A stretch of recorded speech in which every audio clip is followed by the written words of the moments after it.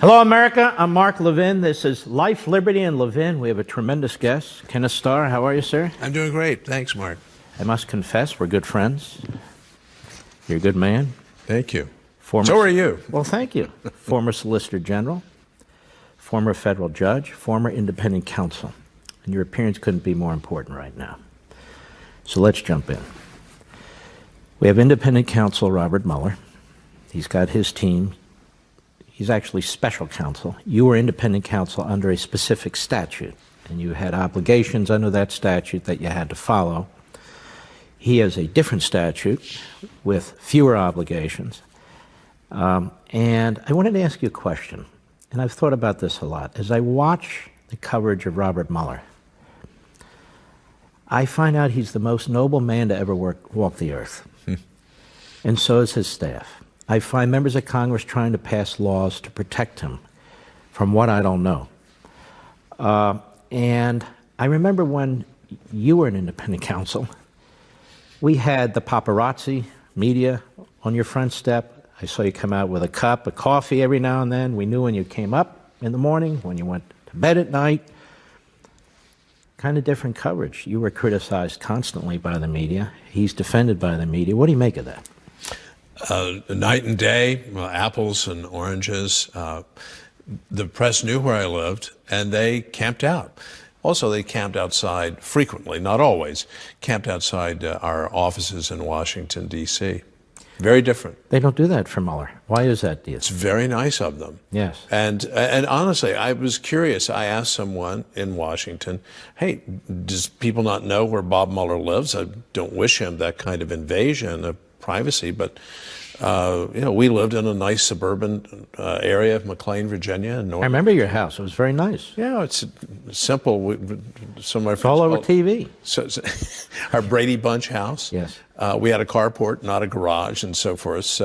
But Madison Court, isn't that a great name? We lived on Madison Court, and the press was pretty much ubiquitous. But why do you think the distinction, the difference in coverage? There's got to be a treaty of peace that with the networks, platforms, and so forth, they said, we're going to leave him alone. They like him. They didn't like you.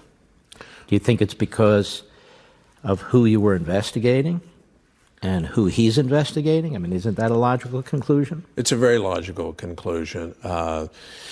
Someone who's investigating the president is likely to be very unpopular with a whole bunch of people, maybe 50%, 45% of the American people. But the media as a whole, even though there were some great heroes in the media as far as my own investigation was concerned, but the media as a whole, I think, is pretty sympathetic to those who are investigating a Republican, Watergate, Richard Nixon, and then maybe not so those investigating a Democrat, and especially a very well-liked, controversial though he was, but Bill Clinton was likable, empathetic, charming, and he also was very effective at using surrogates to attack the investigation, whereas President Trump has chosen, I think unwisely, to do the attacks himself. You and your investigation were attacked relentlessly.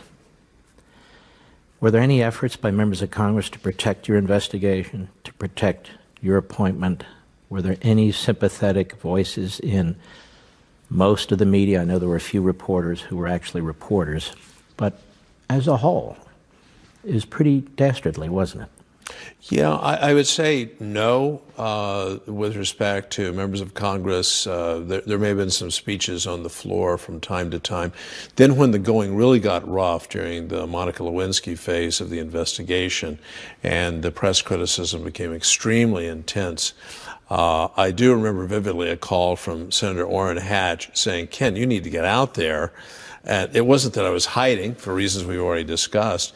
You need to get out there. You should do this and you should do that. My friend Ted Olson said, you need to go on Larry King Live. Remember those days? And he just gives you the microphone. You can say what you want to say. But I felt at that time, and I was wrong, I felt at that time that I needed to be much more discreet, careful. There were times when I would go before the media. There were times that we provided public information out of the investigation without running afoul. Here's the key.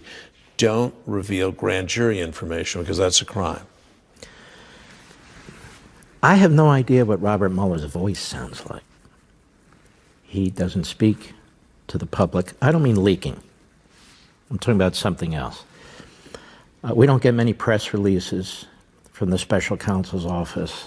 I have my own views of leaks and so forth. But isn't there an obligation, the U.S. Attorney's Office, your office, you at least communicated some information to the American people, given the power of the office and given the reach of the office and given the fact it involves an elected president of the United States and people surrounding him? I err on the side of providing public information. I think it is an issue of accountability and responsibility. It's nowhere in the statute, right? It's just a judgment call. Are you going to try to educate the public as appropriate without besmirching people's reputations? I think that's one of the key things that we're going to be seeing in the Mueller investigation. One of the things prosecutors should not do is go hammer someone in the public domain. You either present an indictment to the grand jury or you don't. You know who agrees with you? Who? The late Leon Jaworski. Yeah. Who was involved in the Watergate matter. Because that was really a new area. And when it came to writing a report, they were somewhat criticized. He said, look, I'm not going to write a report that starts trashing people or insinuating things that I couldn't bring to court or I couldn't prove. That would be a bigger abuse of power than some of these people that I'm investigating. You concur with that? I completely concur. He wrote the so-called roadmap, Breaking tonight but as it didn't President fill Trump in a whole prepares lot for a of crucial details nuclear because showdown in by even everyone definition, one of it's going to be a your, one-sided bill on report. tariffs. Right? It's not going to reflect. On the other hand, there's another way of looking at this set of facts or this particular testimony.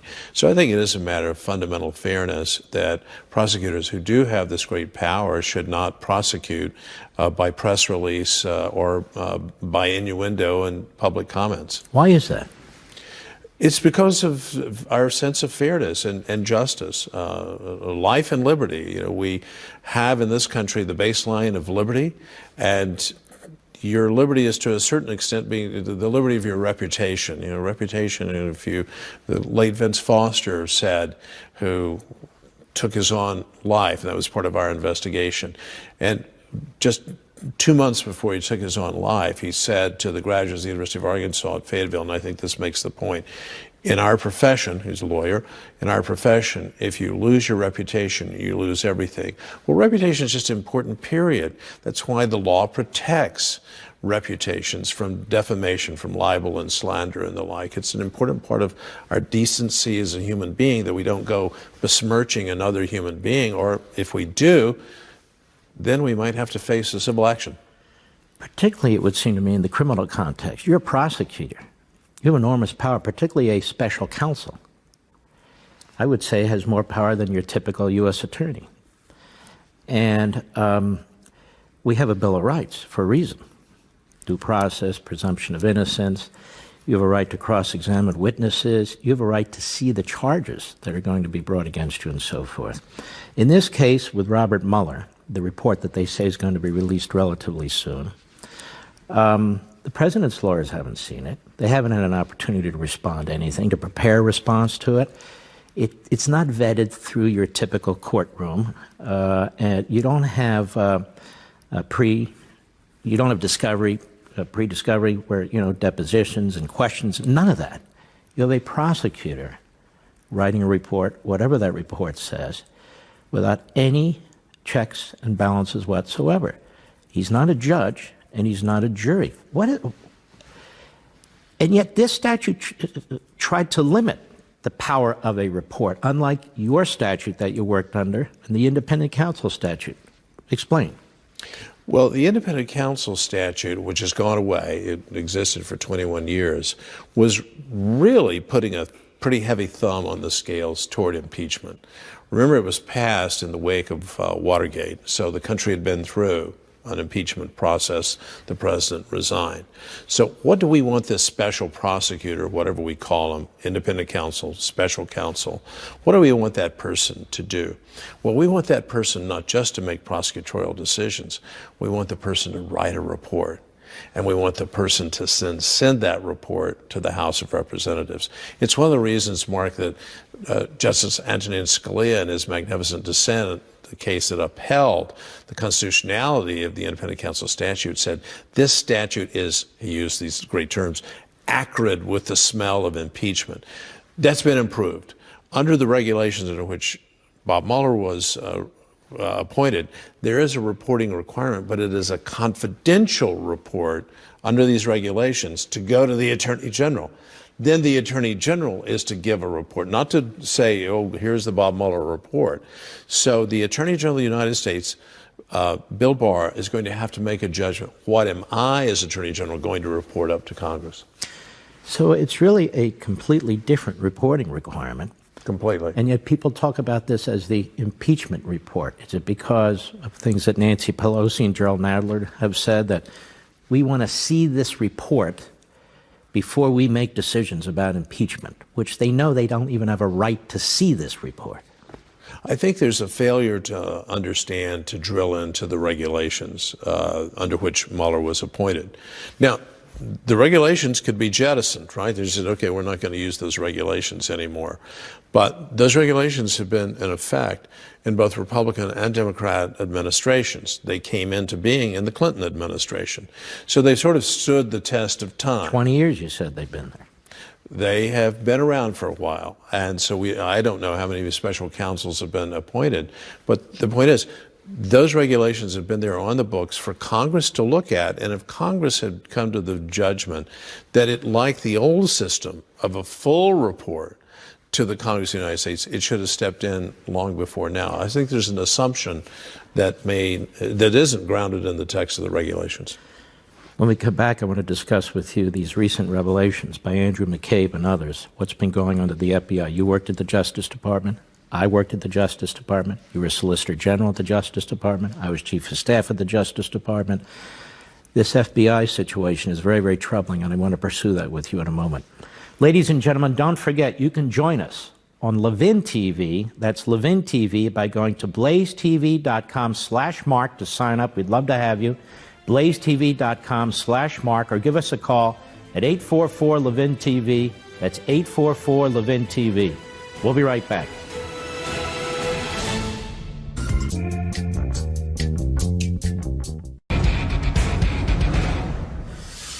Ken Starr, the Federal Bureau of Investigation. Now, when you were at the Justice Department, there were different directors.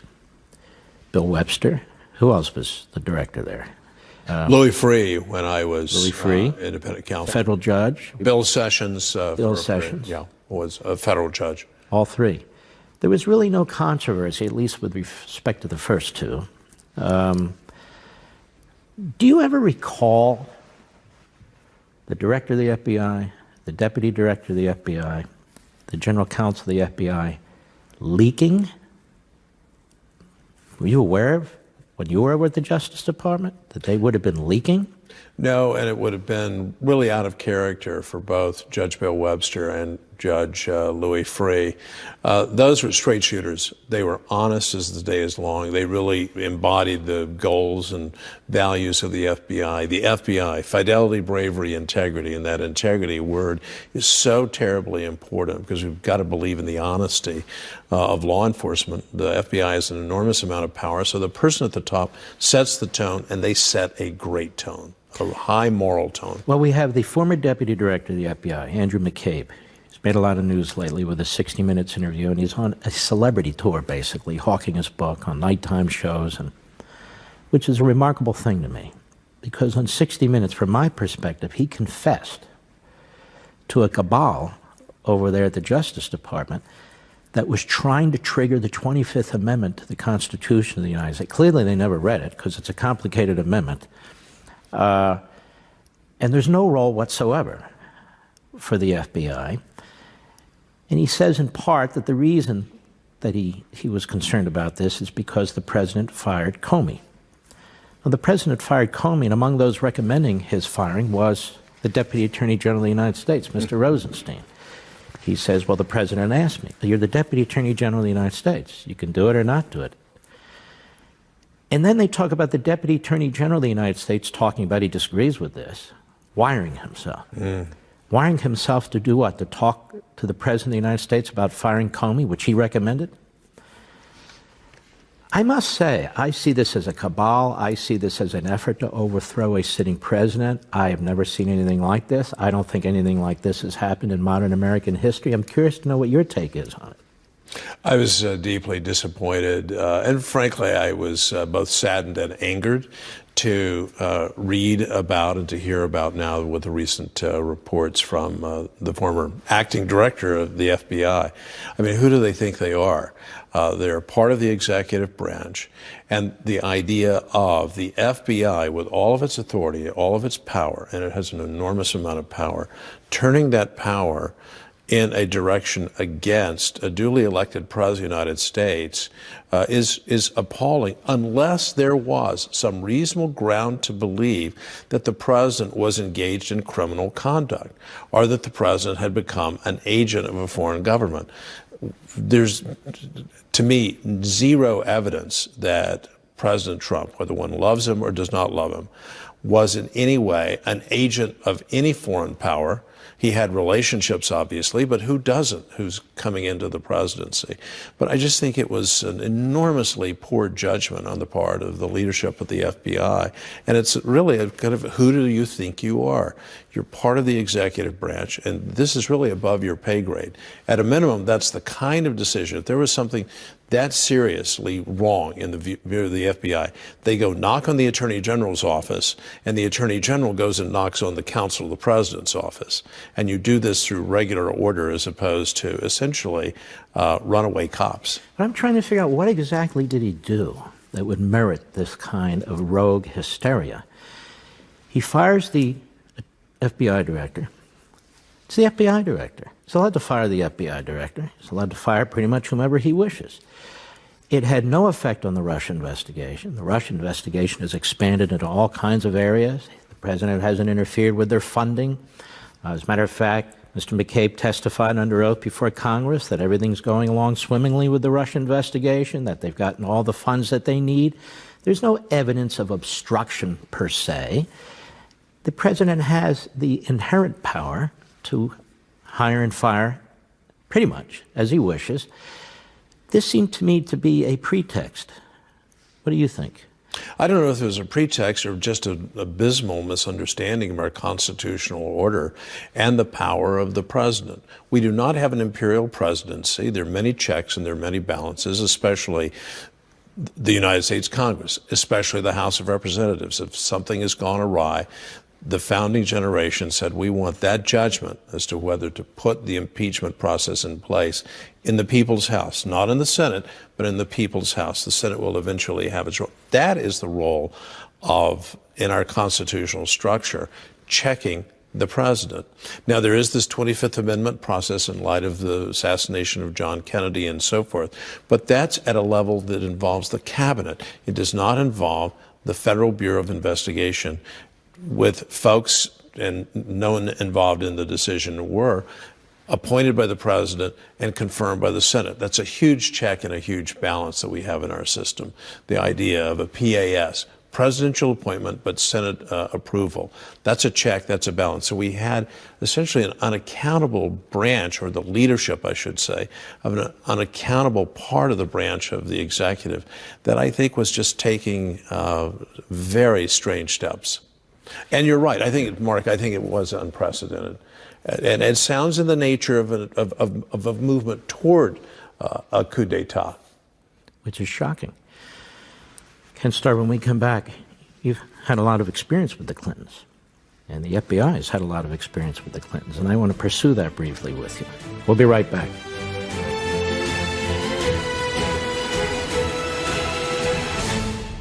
Missed enough. Ask an asthma specialist about Fasenra. If you can't afford your medication, AstraZeneca may be able to help. Live from America's News headquarters, I'm Aisha Hasni. Iran reportedly test-fired a cruise missile from a submarine for the first time. This during annual military drills in the Strait of Hormuz, a vital passageway for oil tankers. Iranian state media says the country has 3 submarines with that capability. This comes amid heightened tensions with the U.S. over President Trump's withdrawal from the 2016 Iran nuclear deal. Police in Texas say that 2 bodies were recovered from the site where after a Boeing 767 cargo plane crashed into Trinity Bay near Houston. Crews are still searching for the body of a third person. According to the NTSB, the plane did not transmit a distress signal before the crash, but a nearby security camera captured video of the plane nosediving. I'm Aisha Hasni. Now back to Life, Liberty, and Levin.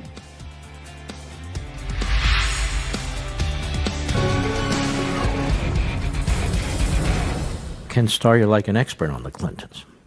I don't know if that's a compliment or not, but you've written this outstanding book, Contempt, a memoir of the Clinton investigation. So I want to ask you about the Clintons.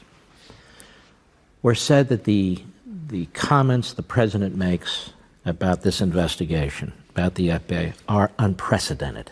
Are they unprecedented? No. I wish the president, in the exercise of his discretion, would leave the nasty job of attacking the prosecutor to others, but he does it himself. He is his own follower of his own instincts. He's transparent. That he is. Bill and Hillary were more clever, if I may say so. I think it's more clever because they were or more devious. Definitely more devious, because they would attack the investigation and the investigators, the prosecutor and the prosecutors, indirectly through surrogates, especially James Carville, Sidney Blumenthal, and other members of the Clinton cast.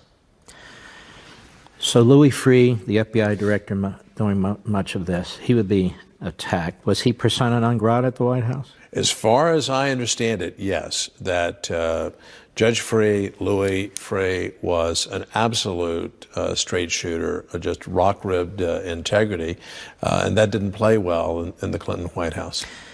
I recall even Janet Reno was frowned upon, and they started taking shots at her through the media, too, through surrogates. Is that correct? Yeah, throughout the first term, Mark, the first Clinton term, she was appointing a number of independent counsel. I had lots of company. And just by way of example, Henry Cisneros. And there really was some culpability there, a guilty plea by Linda Medlar and so forth. So these names from the past. But the point is, she was calling them as she saw them. I think she was being honest and straightforward. But things then changed when the calls came after the '96 election for the appointment of independent counsel to look into campaign finance and for perhaps a possibility of foreign campaign. Johnny Chung, I remember all these. All these the Riyadi group, yeah. Yeah. And she said, and Louis Freeh, as I recall, Mark, recommended the appointment of independent counsel. She brought in a special counsel to assess the evidence and to make a recommendation. And he recommended the appointment of independent counsel. She refused to do that. Now, throughout the investigation until the Monica Lewinsky phase, she was cooperative. She didn't get in the way. In fact, she gave us, as you may recall, additional assignments to look into the travel office firings. That was an add-on. She kept plopping them on top of you. Yeah. And I also remember discussion about removing her, replacing her with a new attorney general. That kind of discussion took place, too. So it's important that the American people understand context, understand precedent. We're told these things going on today have never happened before. The things going on today that have never happened before, as far as I'm concerned, involves a lot of what's taking place at the FBI. John Solomon of The Hill just reported, just a few days ago, that testimony provided to Congress behind closed doors by the general counsel of the FBI, who's now under James Baker under investigation himself, he said right up to the last moment he believed Hillary Clinton should be charged with felony violations of the Espionage Act. And that it wasn't until the last moment he was convinced that they didn't have enough proof to demonstrate she had intent, specific intent. Now, that's an interesting point because the statute doesn't talk about specific intent. This espionage statute has been around over 100 years. It talks about gross negligence, which does not require specific intent. What do you make of this? I mean, it's really confounding in many ways. First, Comey clears Hillary Clinton in a bizarre press conference. He doesn't even talk to the Attorney General. One of the things the Inspector General complained about was that he undermined her authority. That's the Attorney General's decision, whether somebody's charged or prosecuted, not the director of the FBI. Then a few days before the election, we have more emails, and then quickly over the weekend they say, but don't worry, everything's fine. And then we have this general counsel now saying, or who said, I thought she should have been charged all along, but I was convinced at the end. What do you make of what took place at the FBI? The FBI should have been in full consultation with the Justice Department. He used the term, Mark, undermining the authority of the Attorney General by the way Jim Comey conducted himself. I would say he usurped authority. And that's what the Rod Rosenstein memo said in May leading up to the firing of James Comey by the President of the United States. I wish the President had taken this action much earlier. I think we would have avoided an enormous amount of grief had he, because Jim Comey, and you and I are both alums of the Justice Department, and we know the hierarchy, and he knew the hierarchy. He had served in the Justice Department. So this was not inadvertent. He took the authority of the Attorney General and assumed that for himself. And then there may have been a very weak legal analysis going into the usurpation of authority. That is a misreading of the statute, because Mr. Baker, the former general counsel, was, after all, the general counsel. He's the lawyer to the FBI. And so you would think that his view would carry a special weight in terms of the meaning of the statute. And he thought, according to the testimony that we're now seeing, that she had in fact committed crimes. One of the reasons that I chose to write this book about the Clinton investigation is we felt that Hillary Clinton was guilty of crimes in the Arkansas phase of the investigation. We couldn't prove it. Prosecutors will frequently say there's a difference between what I know and what I can prove. And because of missing witnesses, Susan McDougal, for example, would not agree to testify. She went into contempt of court. The name of the book, Contempt. The president was held in contempt. So, but the point is, the independent counsel statute contemplates working with the FBI, but it wasn't the FBI that was making these decisions as to whether to prosecute Jim Guy Tucker or anyone else. It was the responsibility of the Justice Department or the independent counsel. So in this FBI, you had at least some of them pushing for the 25th Amendment. You had them making decisions they had no power to make. I would say that under Jim Comey McCabe, we had a rogue FBI. We'll be right back. Entrust your heart to Entresto. The beat goes on. Ken Starr, I want to ask you about congressional oversight. The Democrats have multiple committees starting multiple investigations on anything you can think of related to Trump and Trump world. Now, I look at the Constitution, I look at the history of hearings, the history of what Congress does, and maybe what it shouldn't do. It has legitimate oversight function. There's no question about that. Its job is to legislate, so it kind of needs to know what's going on. But that's not what's going on. If you want 10 years of the president's past tax returns, or you want access to the Deutsche Bank information from the past, and they say we need to look at these things also because of potential impeachment. It talks about high crimes and misdemeanors, among other things, while he's president of the United States. The American people elected this man, despite the fact he wouldn't release his tax returns. And by the way, members of Congress aren't required to release their tax returns either, including Nancy Pelosi. If I'm the president of the United States and I've got good lawyers, I'm going to say, you know what? I'm not giving you that information. You have no legitimate legislative basis for it whatsoever, other than to try and harass me, to try and ruin my businesses and my family. So I'll see you in court. Ultimately, I'll see you in the Supreme Court. What's your take on this? I think you're onto something. The legislative oversight power is in furtherance of the responsibilities given to Congress under Article 1. Conducting a tax investigation is nowhere near the powers of Congress under Article 1, Section 8. And it's almost sounding in the nature of a bill of attainder. It's violating the idea of we don't pass laws or investigate individuals qua individuals unless it's relating, again, to our legislative function. What is it that we're elected to do? We're here to oversee the executive branch and to pass laws and so forth. So I think there is a serious question under separation of powers, and I'm so glad that you mentioned that, because too many times as we march on in our 203rd century as a constitutional republic, we don't return to these fundamental constitutional principles of, wait a second, what's your job, Congress? Mr. President, are you exceeding your powers? Courts, are you exceeding your powers? These are questions that we should continually ask, and I think it's a very important question in terms of seeking the president's tax returns. And you and I discuss these things. Very few other people do. The debate over the report is, when will it be released? What will it contain? Not a debate over the fact of a report. The debate over congressional investigations isn't a debate over, well, what are they allowed to investigate under our Constitution? What are the limits? As opposed to, well, they get 10 years of tax returns, or what will be in the tax returns? It needs to relate to the legislative authority, legislative power. Exactly. And yet our media really do the drumbeat for this sort of thing. They're not particularly informed or literate in these areas, and they don't particularly care to be. Your dealings with the media were very difficult, and yet from time to time you found reporters, I think, who were real reporters. Tell me about that. There's no question. I divided the media during the investigation resulting now in this book into truth seekers and everybody else. And the good news is, during that time, there were some serious truth seekers. Jeff Gertz of the New York Times, Steve Labaton of the New York Times, Sue Schmidt of the Washington Post, Lisa Myers of NBC News, who broke the Juanita Broderick story, a very inflammatory story that the then Attorney General of Arkansas and future president perhaps committed actual forcible rape. These were real truth-seeking people, and then there were those who were in the other camp, non-truth seekers. They were heavily outnumbered, weren't they?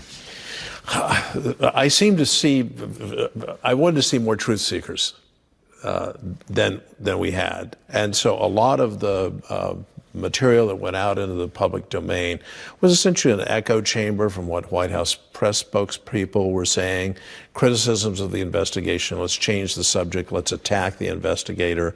And one of the things that Hillary, of course, was extremely effective at doing as a student of Saul Alinsky and Rules for Radicals is go after and destroy the other side.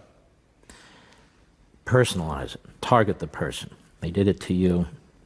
Do you think that's being done to the President of the United States right now? Can you turn on a cable show without him being called a racist or a Nazi or a Stalinist or a dictator or the person who's triggered this kind of action and that kind of action? I mean, I can't.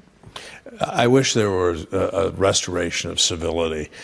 Recently, the American Charter of Conscience was released, and that American Charter, I wish, were in every journalist's must-read package, because one of the other things it says, look, we have to disagree with one another, and hopefully, and we don't have to, but we should choose to disagree with one another in a much more civil way and to be respectful of one another. But this constant calling into question motives and the name calling and so forth has just resulted, I think, in the American people saying, you know, I really don't like this. I don't like the tone, don't like the attitude and so forth.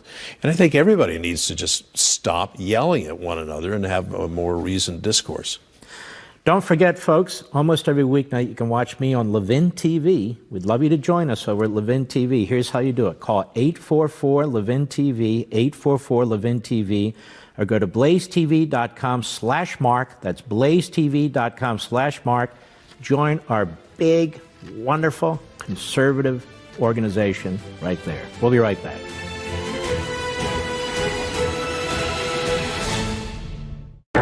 Off your first order.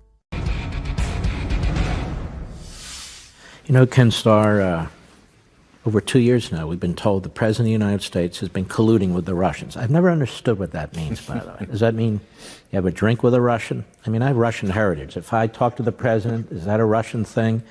So it's this ambiguous term, colluding with the Russians. And it's ambiguous for a reason, because you can pour whatever mental image you have into that. And yet, the chairman of the Senate Intelligence Committee, Richard Burr, he's not a showboat. He's a pretty quiet guy. Yes. Seems to be trying to do a studious job. I don't know him.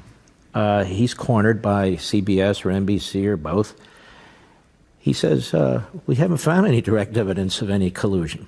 Now, other than a quick hit in the media, I don't see that being pounded as breaking news. You know, you always, breaking news, alert, alert, breaking news, no collusion found. And then you have 14 shows talk about it. Where's the Russia collusion? You have thousands of journalists looking. You have hundreds of members of Congress looking. You have federal prosecutors looking. There's leaks all over the place. People writing books all over the place. You would think if there's evidence of collusion, whatever that is, we'd see it by now. Am I wrong? I don't think you're wrong at all. There apparently is no evidence of collusion, certainly not in the public domain. And I think we have more than that, Mark. We have contraindications. And those are the two indictments returned under Bob Mueller's aegis against the 13 Russian individuals and the 2 Russian organizations. And when you read those 2 indictments, what you see is the Russians were up to no good. And it's a speaking indictment. It tells a story. And the story that's told is essentially a non-collusion story. There didn't need to be any collusion because why? The Russian organizations were lavishly financing these operatives who were using false identification and so forth, committing crimes. It's not just skunk works in the political sense. They were doing all kinds of things, using false pretenses and so forth. And here was one of the keys that I think shows no collusion. On the very same day, these Russian operatives financed in New York City a pro-Trump rally and an anti-Trump rally on the very same day. They're just trying to sow seeds of discord. So, to my knowledge, you're exactly right. There's no evidence of collusion. These indictments of these Russians, and they'll never see the inside of a U.S. courtroom, of course. They're indicted for activities that occurred when who was president of the United States? President Obama. President Obama. These activities in the FBI took place when who was president of the United States? The Department of Justice. Who was president of the United States? I am flabbergasted that there isn't the media paparazzi chasing Barack Obama and asking him, wittingly or unwittingly, did he know about any of this? And if he didn't, what kind of administration was he running? This was his Department of Justice. Clapper worked for him. Brennan worked for him. Susan Rice worked for him. We saw the unmasking, record number of unmasking of individuals, citizens, in the last year of the Obama administration. We hear nothing about Barack Obama, the Obama administration. You know, Harry Truman used to say the buck stops here. But apparently that's not the case in the Obama administration. What accounts for this? Well, the book needs to be written, and it hasn't been written yet. So there is something that needs to be done in terms of investigative reporting to find out, well, what was the Obama administration doing in light of what they knew was going on, which was this Russian interference with our campaigns.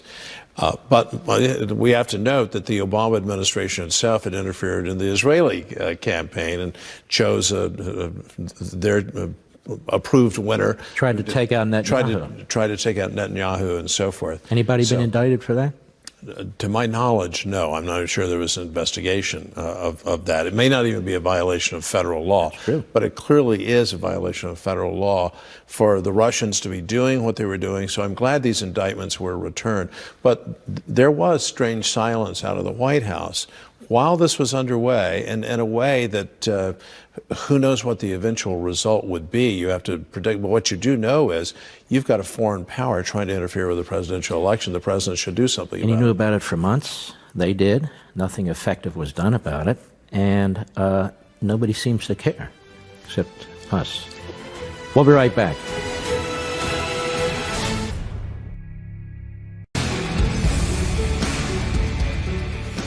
Judge Starr, let me ask you this question. Do you think we have two systems of justice in this country?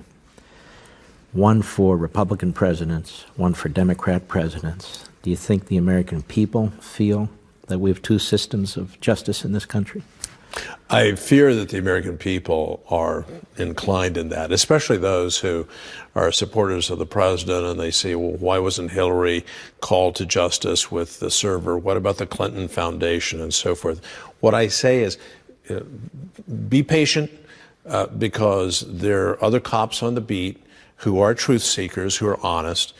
Michael Horowitz, the Inspector General of the Justice Department, is very respected. From everything I know, I don't know him. He calls them the way he sees them. It's just the facts and so forth.